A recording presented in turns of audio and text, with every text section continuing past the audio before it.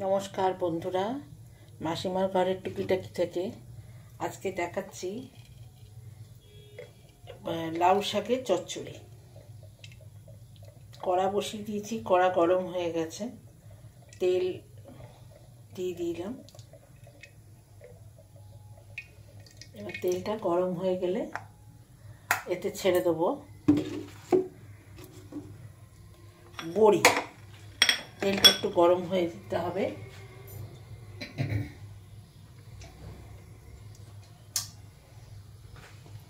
তারপরে এতে ছেড়ে দেবো বড়ি।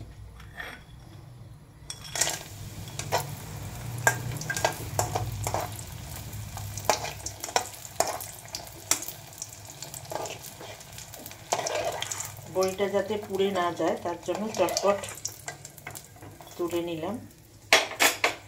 এইবারে এতে দিয়ে দেবো, আঁচটা কমিয়ে দিয়েছি ততক্ষণ।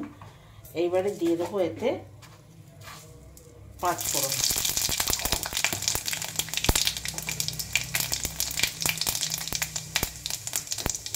আর এখানে সব রকম সবজি নিয়ে নিয়েছি, যেমন ঝিঙে, কুমড়ো, বেগুন, আলু, যার ঘরে যা সবজি থাকবে দিতে চাইবে দিতেই পারে। এটা দিয়ে দিলাম।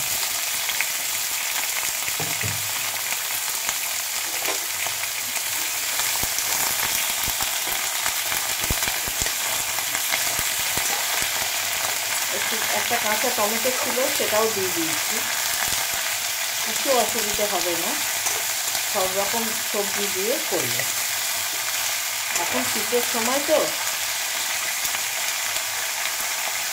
এইবার এতে দিয়ে দেবো নুন, স্বাদ অনুযায়ী। যতটা সবজি সেই বুঝে দিতে হবে।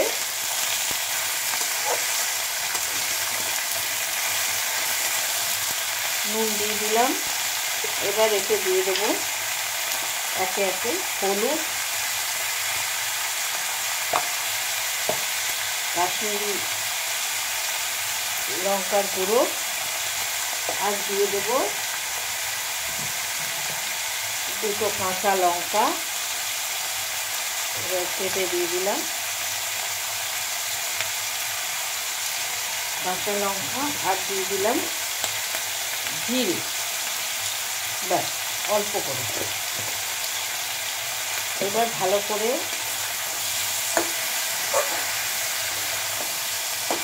আর এদিকে লাউ শাকটা ধুয়ে রেখে দিয়েছি জল ঝরাতে।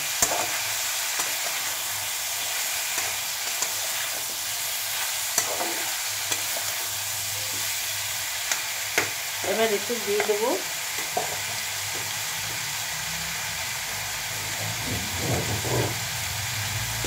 একটা চাপা। এতে বড়িগুলো এখন দিয়ে দেবো যাতে সেদ্ধ হয়ে যায়। সবজির জলেই সব সেদ্ধ হয়ে যাবে। একটু নরম হয়ে এলে তখন আমি শাকটা দিয়ে দেবো। এবার ঢাকনা সরিয়ে দেখব যে কতটা নরম হয়েছে। এখনো পুরো সেদ্ধ হয়নি, কিন্তু এবার আমি শাকটা দিয়ে দেবো যাতে শাকের জলে এটা ভালোভাবে পুরোটা সেদ্ধ হয়ে যাবে। এখানে এবার আমি দিয়ে দেবো শাক। ধোয়া জল ঝরানো ছিল, সেটাকে দিয়ে দিই।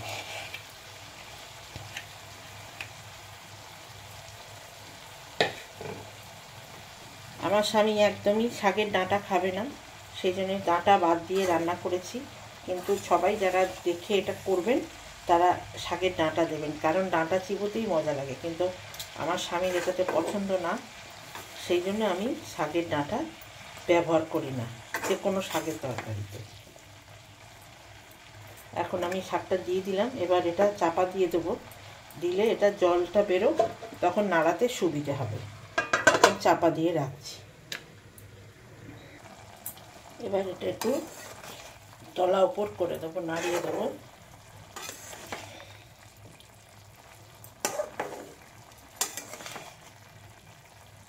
অসময় শাক গরমকালে হলে এটা খুবই ভালো হতো, কিন্তু এখন সেরকম জল বেরোয়নি। যাই হোক, এতে একটু জল লাগবে মনে হচ্ছে, জল দিতে হবে।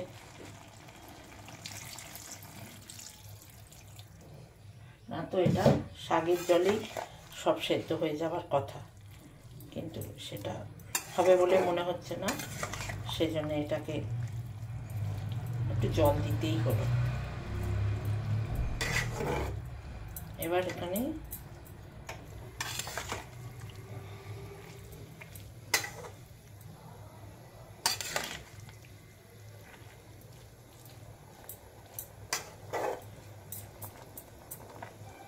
চাপা দিয়ে দিই, আবার তা সেদ্ধ হতে একটু সময় লাগবে।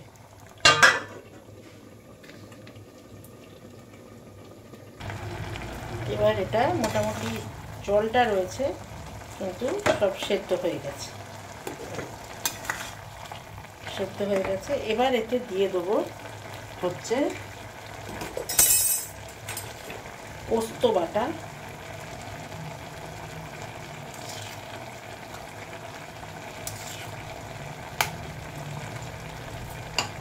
আর দেব খুব অল্প করে, মানে এই রকম সর্ষে বাটা, আর দেব চিনি। এবারে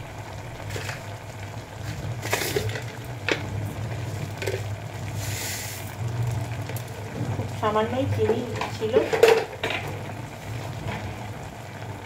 চিনি দিয়ে এবার ভালো করে এটাকে নেড়ে দেব।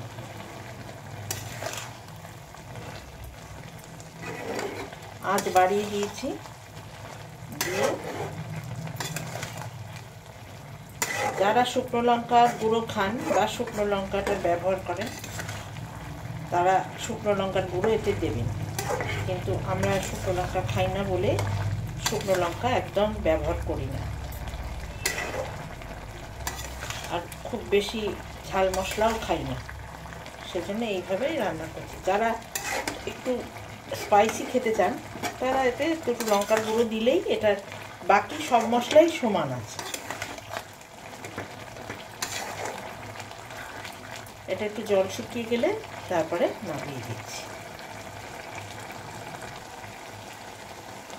মনে হচ্ছে এতে একটু নুন লাগবে, নুনটা মনে হয় কম হবে, সেই জন্য অল্প আর একটু নুন দিয়ে দিলাম। মিষ্টির আর কোনো প্রয়োজন নেই। আর যেহেতু আমি একটা কাঁচা টমেটো দিয়েছিলাম, এই যখন অফ ক্যামেরা ছিল তখন দেখেছি অপূর্ব স্বাদ হয়েছে। তো পারলে আমি আগে কখনো দিইনি, ব্যবহার করিনি, কিন্তু এখন শীতকাল বলে বাড়িতে ছিল, তো সেটাও ঢুকিয়ে দিয়েছিলাম চচ্চড়ির মধ্যে। ভারী ভালো হয়েছে খেতে, টেস্টটা এত ভালো এসছে যে বলার কথা না। আপনাদেরও যদি থাকে করে দেখবেন, না করলে তো আর স্বাদ বোঝাতে পারবো না। জিনিসটা বানিয়ে দেখাচ্ছি। এটা একটু জলটা শুকিয়ে যাক, পুরো চচ্চড়ির মতন হয়ে যাক। এই চচ্চড়ি নামিয়ে দিলাম। এইভাবে লাউ শাকের চচ্চড়ি করলে খেতে অত্যন্ত উপাদেয় হয়। করে দেখবেন, বানিয়ে দেখবেন, আর ভালো লাগলে বানিয়ে করে খেয়ে যদি ভালো লাগে একটা কমেন্টে অবশ্য জানাবেন, আর শেয়ার করতে ভুলবেন না। নমস্কার, এই পর্যন্ত।